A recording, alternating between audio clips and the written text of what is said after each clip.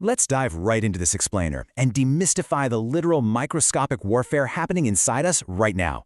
You know, we often think of taking an antibiotic as a simple, guaranteed cure. But beneath the surface, there is this intense, high-stakes battle for survival playing out at the molecular level. Today, we're going to explore the biology of antimicrobial resistance, which is, honestly, a true evolutionary arms race.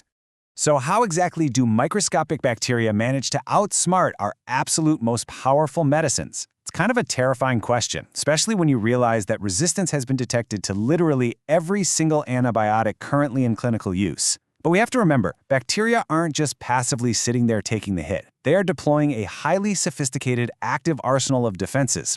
They're adapting, mutating, and even sharing genetic intelligence with each other just to stay alive. And this brilliantly illustrates the whole battlefield. Just look at the sheer variety of strategies at play here. From building impenetrable physical shields and membrane barriers, to actively pumping drugs back out, all the way to deploying specialized enzymes that sabotage our weapons before they even get close to their target.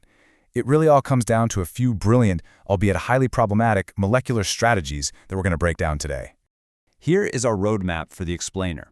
We'll start with the resistance emergency, then look at the bacterial fortress, move on to sabotage and disguise, uncover the target bypass strategy, and wrap up with breaking antibiotic resistance. Let's get into it. Section 1. The resistance emergency.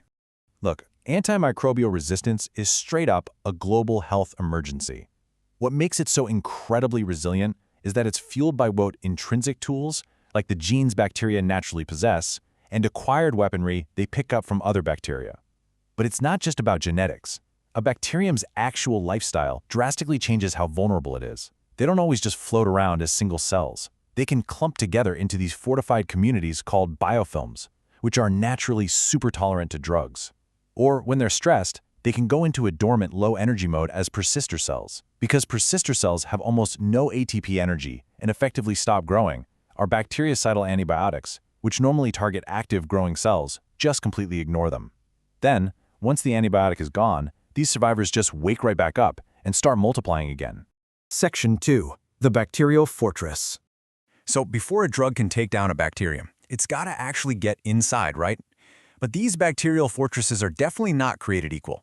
On one hand, gram-positive bacteria lack an outer membrane, which naturally makes them a bit more permeable to antibiotics. But gram-negative bacteria, they boast this formidable double membrane fortress. It acts like a highly exclusive VIP bouncer, intrinsically keeping large or water-loving drugs completely out. It is an incredibly robust first line of defense. Now, a fortress still has to let supplies in. To eat, these bacteria use molecular drawbridges called porins, like OMP-F and OMP-C in E. coli. These are basically barrel-shaped channels that let nutrients slide through. But here's where it gets crazy.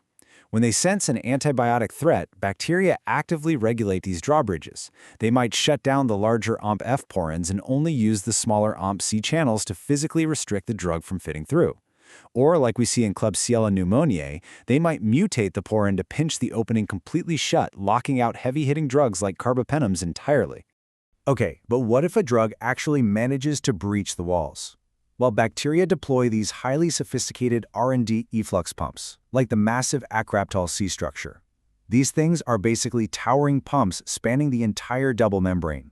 When an antibiotic slips in, it gets snagged in distinct binding pockets. Then, using electrochemical energy, the pump actively flushes the unwanted drug right back out through a long exit channel before the antibiotic can even do its job. It's literally like continuously bailing water out of a sinking ship. Section 3. Sabotage and disguise. So if the fortress is breached and the drug somehow isn't pumped out, the bacteria have a backup plan. They fall back on specialized direct counterattacks. As we can see, these secondary defenses really fall into three camps. You have target protection, which physically shields the vulnerable spots.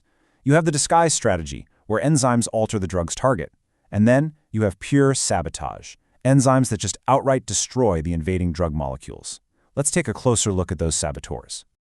The ultimate saboteurs in the bacterial world are beta-lactamases.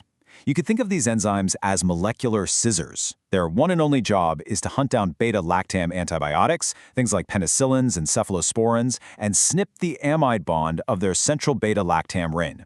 By breaking that specific chemical ring, they completely degrade the antibiotic, rendering it totally harmless before it can disrupt the cell wall. Get this, there are over 7,000 distinct beta-lactamases identified today. That just shows you how aggressively bacteria are evolving this specific weapon. Then there's the disguise strategy. This is where bacteria physically alter their own components so the drug literally doesn't recognize them anymore. For example, they might mutate their own DNA to slightly tweak the shape of topoisomerases, which are the exact enzymes targeted by quinolone antibiotics. Or they might use ABCF proteins to physically shield their ribosomes from macrolides. But most worryingly, they can deploy mobilized MCR genes to add new chemicals to their outer lipids. This changes their electrical charge so that last resort drugs, like colistin, literally just slide right off the surface.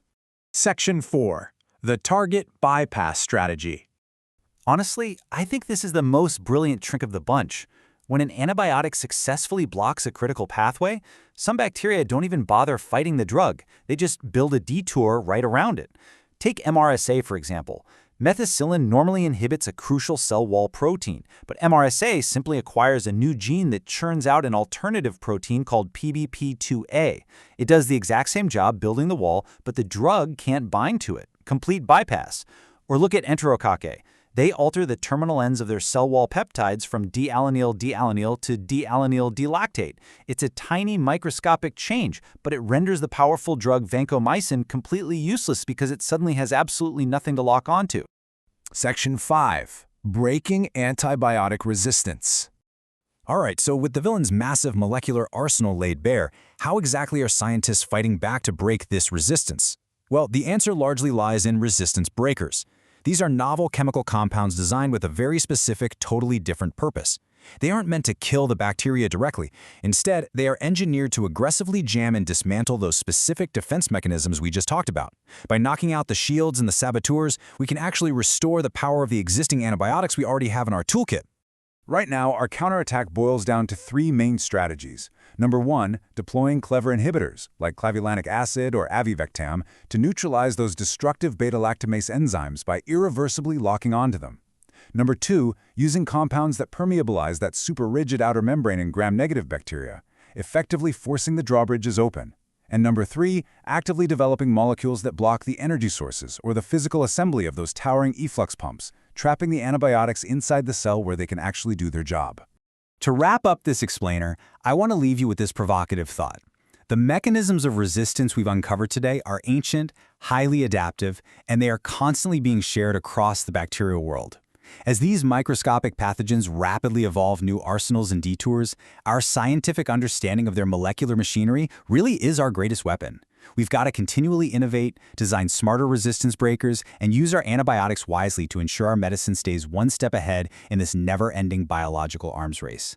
Thanks for joining me on this deep dive.